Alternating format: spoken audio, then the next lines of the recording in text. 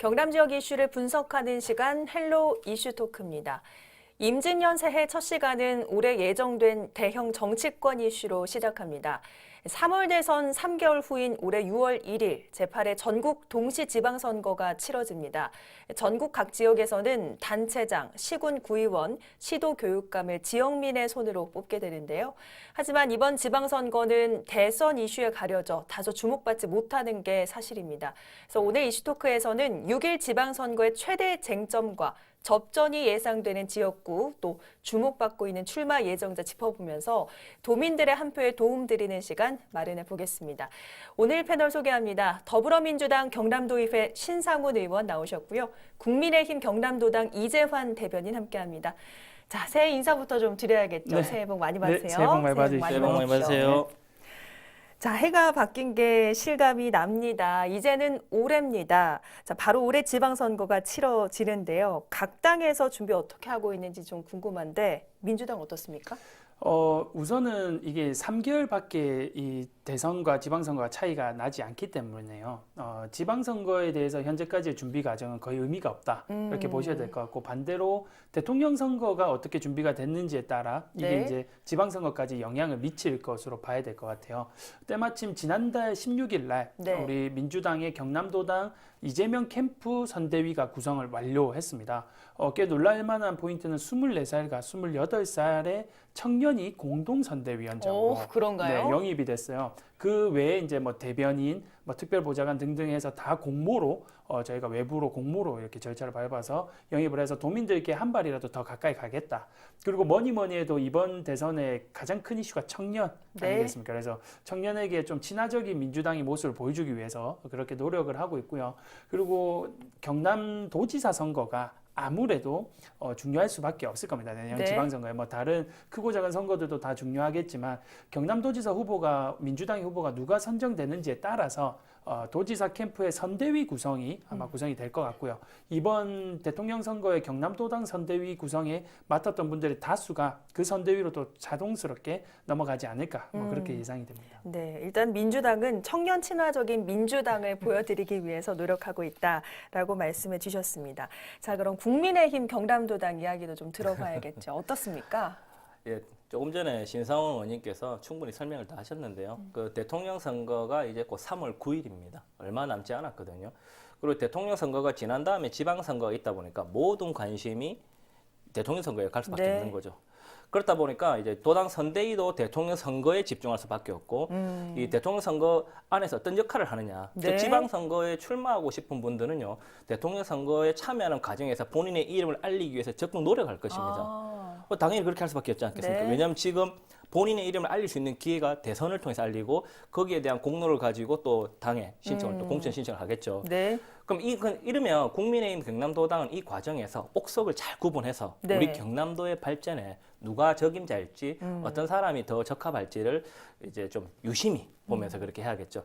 그리고 이제 도지사 선거 이야기를 하셨는데요. 지방선거에 가장 대통령 선거 다음으로 클 수 있는 게 도지사 선거겠죠. 네. 그럼 도지사 선거에서 일단 각 후보군도 있지만은 현재까지는 어떻게 판단할 수 없다. 왜 대선을 끝나봐야 그 다음에 판단할 수 있다. 이렇게 그렇군요. 말씀드릴 수 있습니다. 어쨌든 두 분 말씀을 들어보니까 대선 결과가 지방선거에 직접적인 영향을 끼칠 수밖에 없다. 이런 관측이 참 맞는 것 같습니다.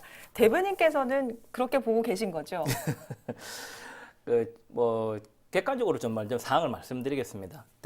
대선에서 이제 승리한 측은요.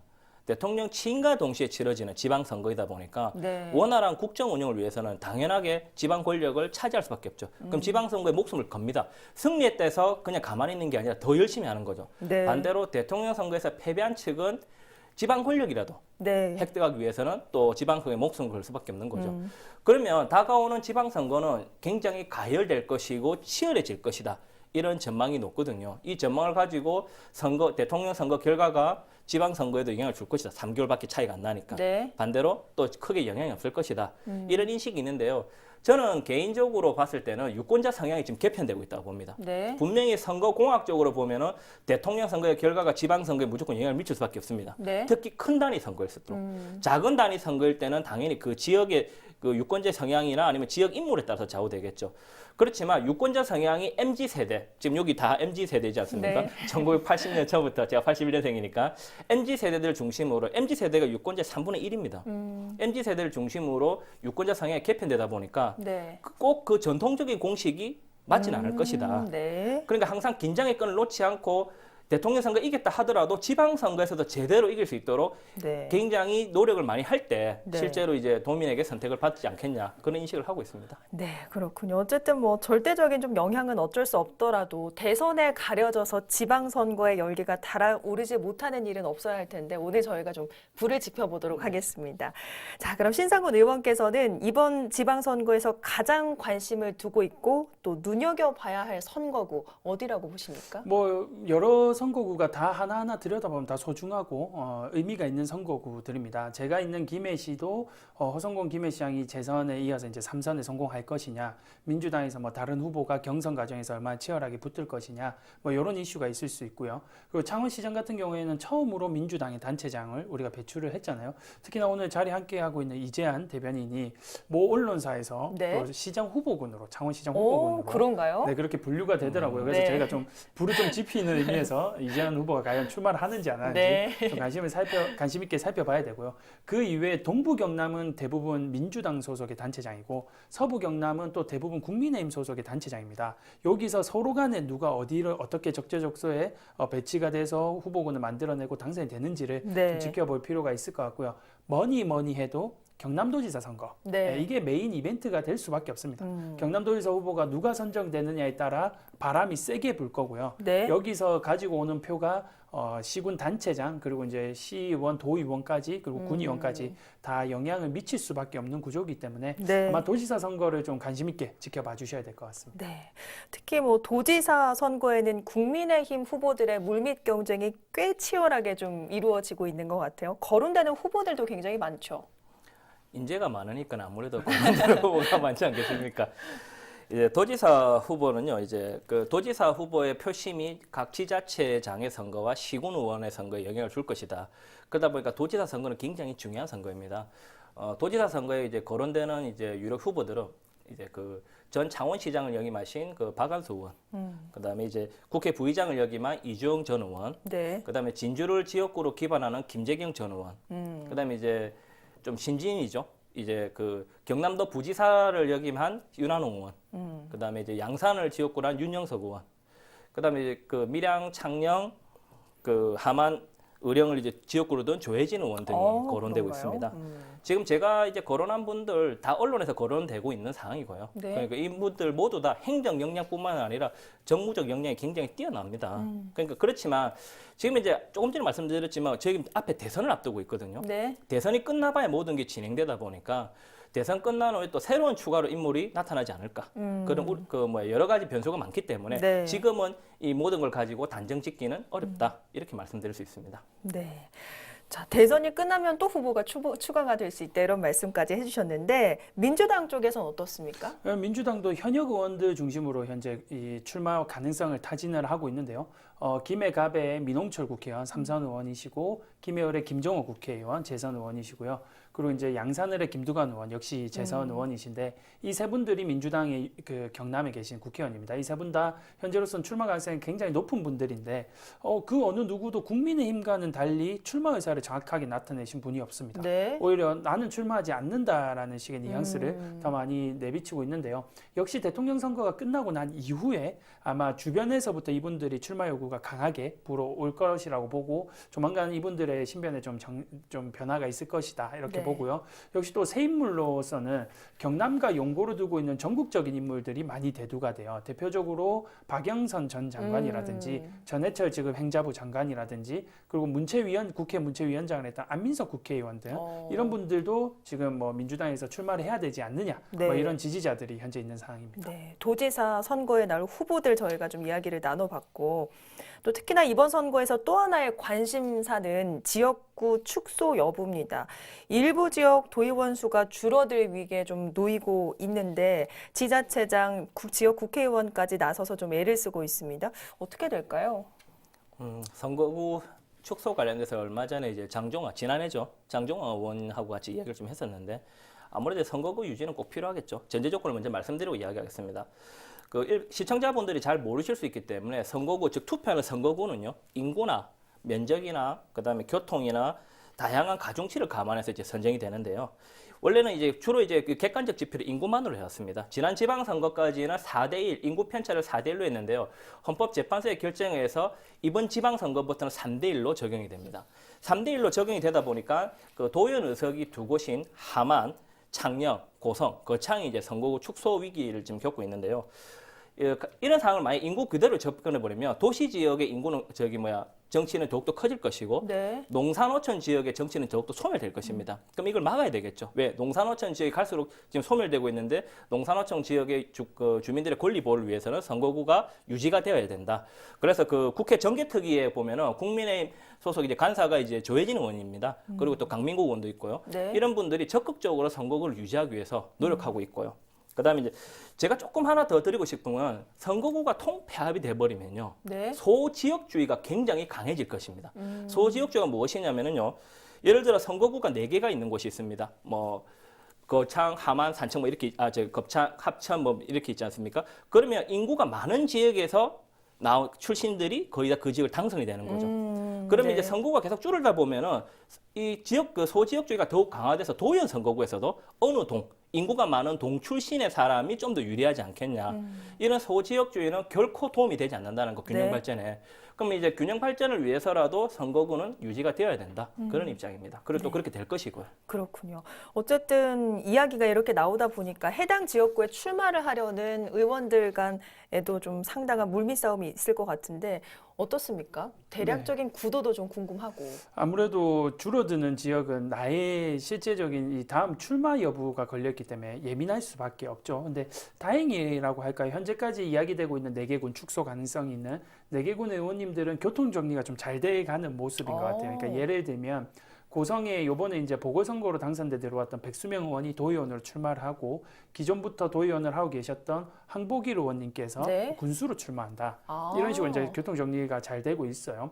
근데 반면에 그렇지 않은 경우들은 물밑에서 작업이 세게 붙을 수밖에 없는데요. 일례로 네. 함안 같은 경우에는 민주당 의원님들이 2군데 선거구에서 지금 도의원을 하고 있습니다. 1선거구가 장종화 의원이고 2선거구가 빈지태 의원인데요. 네. 여기에 그 국민의힘의 비례대표 의원이신 조영재 의원님이 함안으로 출마할 생각을 지금 가지고 계세요. 근데 만약에 선거구가 통폐합이 되면 네. 이 세 분이 한 선거구에서 현역 의원 3명이 맞붙어야 되는 그러네요. 그런 상황이 올 수도 있고 이 세 분이 전부 다 또 군수 생각이 있으세요. 어. 그래서 함안군과 같은 곳은 아마 내년도에 도의원들이 어느 선거구를 선택하느냐, 군수로 나갈 거냐 이런 것들이 끝까지 아마 교통 정리가 안 될 수도 있고 된다 하더라도 도민들이 좀 혼선이 올 수도 있는 그런 상황입니다. 그렇군요. 어쨌든 이런 선거구 축소 혹은 유지 결정이 이번 지방선거에 어떤 영향을 미칠지도 궁금한데 정리를 좀 해주시죠. 선거구는 이제 그 출마 예정자나 이제 조금 전에 말씀 현역 의원으로 해서 모두에게 민감한 요소죠. 즉 자기 지역 기반을 어디로 하느냐에 따라서 당락이 정해지거든요. 그럼 내가 유리한 지역이 들어와 버리면 나한테 더 유리해질 것이고 내가 불리한 지역에 편입되면 나한테 불리해질 것이죠. 네. 그럼 선거구가 줄어들거나 변경이 되면은요 공천 경쟁이 굉장히 치열해질 수밖에 없다. 그러면 아무래도 흑색 선전이나 마타도가 더 심해질 것이 우려가 높습니다. 네. 근데 제가 제가 지난해죠 방송에서 했지만 유권자 성향이 개편되고 있어요. 네. 전하고 달리 중도층의 성향이 많이 강해지거든요. 중도층이 강해진다는 말은 잘잘못을 따지고 무조건 찍는 게 아니라 하는 걸 보고 찍겠다는 거죠. 그렇다 보면 흑색 선전이나 마타도 같은 그 잘못된 행위를 했을 때, 부정 행위를 했을 때는 분명히 엄단을 할 것이다, 주민들이. 그리고 또 국민의힘 같은 경우는요, 이준석 당대표를 중심으로 그 지방선거 후보자 자격 시험 제도를 도입하는 등 대책을 마련하고 있습니다. 네. 그렇게 하여 좀 양질의 사람들이 많이 나갈 수 있도록 그런 준비를 하고 있는 상황입니다. 그렇군요. 그러면 의원님께 이 질문을 좀 드려보겠습니다. 선거구 축소 혹은 유지 어떤 결정이 좀 날이라고 예상을 하십니까? 저는 조심스럽게 한 3군데 정도는 축소가 될 것 같고요. 가장 인구가 많은 함안은 살아남지 않을까, 2개로. 네, 그렇게 생각하는 이유가 현재 도의원 정수가 52명인데요. 네. 이거를 58명인가까지 증원이 가능합니다. 네. 여기 이제 비례대표 6석까지 하면 64명까지 우리 경남도의 의원 숫자를 만들 수가 있거든요. 그렇게 되면 지금 논의가 되고 있는 인구의 하한선이 전부 다 내려가게 돼요. 네. 하면 하만 정도는 조심스럽게 예상을 해보면 선거구가 살아남을 수도 있을 것 같다. 뭐 그렇게 예상을 해보는데요. 뭐 그것도 국회에서 빨리 결정을 좀 해줘야 됩니다. 그렇군요. 네. 자, 어쨌든 두 분 다 청년이시니까요. 이런 질문도 좀 드려보겠습니다. 이번 선거에서도 청년들의 약진을 좀 기대를 해볼 수 있을까요? 어떻게 보십니까? 국민의힘 이준석 당대표가 역대 최연소 당대표가 당선된 거는 이제 청년 세대에 대한 기대 또 세대 교체에 대한 열풍이겠죠. 그런 열풍이 이어지다 보니까 아무래도 청년들이 약진이 두드러질 것이다. 이런 예상이 높고 실제 주변에 출마하려고 하는 분들도 굉장히 많습니다. 그런데 제가 조금 우려되고 싶은 거는요. 생물학적 청년이 이제 지금 웃으시는데 진상호 의원님도 같이 동의하는 부분이라서 네. 실제 청년이 아닌 경우가 많습니다. 즉 나이만 청년인 경우가 많고 네. 기득권과 같은 사고를 가진 분들이 많거든요. 세대 교체를 바란다, 청년의 약진을 바란다는 말은 변화를 원하는 겁니다. 네. 즉 청년다운 청년들이 많이 나와줄 때 이 사회를 바꿀 수 있는 건데요. 실제로 그 지난 지방선거 때 민주당에서 많은 청년들이 의회에 진출을 했습니다. 근데 기대만큼 하신 분들도 있고요. 또 기대만큼 못하신 분도 굉장히 저는 많다라고 봅니다. 실제 어떻게 보면 기득권보다 더 못한 분들도 많고요. 네. 그럼 이런 분들의 모습을 보면서 이런 분들이 만약에 모습이 부각이 된다. 그럼 청년 정치는 변질되고 청년들의 약진이 오히려 독이 될 수 있다. 그렇기 때문에 양질의 청년을 발굴해서 정당의 노력이 많이 필요할 것이고 또 우리 도민들도 어떤 청년이 나왔는지 관심 있게 지켜보면서 우리의 미래를 어떤 사람에게 맡길 건지 판단을 잘 해야 될 것 같습니다. 네. 어쨌든 대선에서 지방선거까지 도민의 관심이 가장 좀 절실한 시점이 아닌가 싶은데 특히 이번 지방선거는 대선으로 깜깜이 선거가 될 가능성이 높다. 이런 분석도 나오고 있어서요. 이를 위해서 각 당이 어떤 부분에 좀 신경을 써서 준비를 해야 한다고 보십니까? 뭐 아무래도 도민 친화적인 후보들을 만들어내는 게 가장 첫 번째로 돼야 되는 문제이고요. 말씀해주신 것처럼 대통령 선거 3월 9일 날 끝나고 대통령 취임은 5월 9일입니다. 그러니까 대통령 취임을 하고 나서 20일 정도 있다가 지방선거가 치러지기 때문에 도민들이 후보들의 면면을 살펴볼 시간이 너무 짧아요. 네. 그 말은 각 도당이 후보들을 잘 이렇게 홍보할 수 있는 그런 마케팅이라고 할까요? 이런 전략들을 잘 짜야 될 것으로 예상됩니다. 네. 자, 같은 질문 대변인께도 드리겠습니다. 앞으로 지방선거 흥행을 위해서 도당에서 어떤 부분을 좀 신경 써야 한다고 보시는지요? 조금 전에 신 의원님이 잘 말씀해 주셨죠. 우리 후보가 어떤 사람인지를 제대로 알리는 게 도당의 역할인 거죠. 그렇지만 기본에 먼저 충실해야 되겠죠. 정당은요, 세금으로 운영이 됩니다. 세금으로 운영이 된다는 말은 공적 책임을 가지고 해야 됩니다. 그러면 공천이라든지 이 후보를 선정하는 과정에서 굉장히 심의를 기울여야 됩니다. 네. 정치를 교체하고 시대를 발전하기 위해서는 바꿔야 되거든요. 그런 약간 책임감과 사명감을 가지고 좀 접근을 해야 보다 이제 이 바람이 휩쓸리지 않고 뿌리가 튼튼한 정당을 만들 수가 있습니다. 과거와 같이 반사적이죠. 한쪽이 잘못했으니까 우리한테 기회가 왔다. 또 반대로 우리가 잘못했으니까 다른 쪽에 기회가 왔다. 이런 식의 논리가 아니라 네. 말 그대로 뿌리 내릴 수 있는 도당이 될 수 있고 뿌리 내릴 수 있는 지방 인재들을 키울 수 있도록 관심을 가지고 노력을 해야 된다고 저는 봅니다. 알겠습니다. 자, 시간이 좀 남아서 이런 질문 드려보겠습니다. 앞서 창원시장 후보에 거론이 되고 있다. 이런 말이 나왔는데 혹시 뭐 의중 어떠신지요? 제가 직접적으로 그런 표현을 한 적은 없고요. 근데 이제 주변에 그런 말씀들이 나오고 하는 거는 아마도 세대 교체에 대한 열망이 아닌가. 그리고 변화를 꿈꾸는 분들의 표현이라고 보는 거고요. 네. 그 이상 그 이하도 지금 아니고 제가 뭐라 말씀드리 그런데 가장 중요한 거는 창원시장이든 경남도지사든 함안군수든 그 누가 되든 네. 그 지역을 얼마나 사랑하고 발전시킬 수 있는 사람들이 나와야 되고 그런 사람들이 클 수 있는 환경을 조성해 주는 게 정당이라고 봅니다. 저는 이 부분을 꼭 말씀드리고 싶습니다. 알겠습니다. 자, 신상훈 의원께서도 이번에 출마를 하시는 거죠? 어떠십니까? 네, 당연히 예. 요번에 제가 의원을 해보니까요, 도의원을 해보니까요, 이 도의원이라는 자리가 너무나도 소중하고 네. 아주 중요한 자리더라고요. 그래서 제가 지난 4년 동안 해오면서 마무리 시켜야 되는 사업들이 덜어 있어요. 특히 청년과 관련된 사업들이 많은데 그 사업들은 꼭 할 수 있도록 네. 좀 기회를 한번 더 해보려고 노력을 하고 있는 중입니다. 기회로 생각을 네. 하고 있습니다. 알겠습니다. 이번 선거 깜깜이 선거 되지 않도록 언론과 또 정치인, 우리 도민들 관심이 절실한 것 같습니다. 오늘 두 분 말씀 고맙습니다. 네, 감사합니다.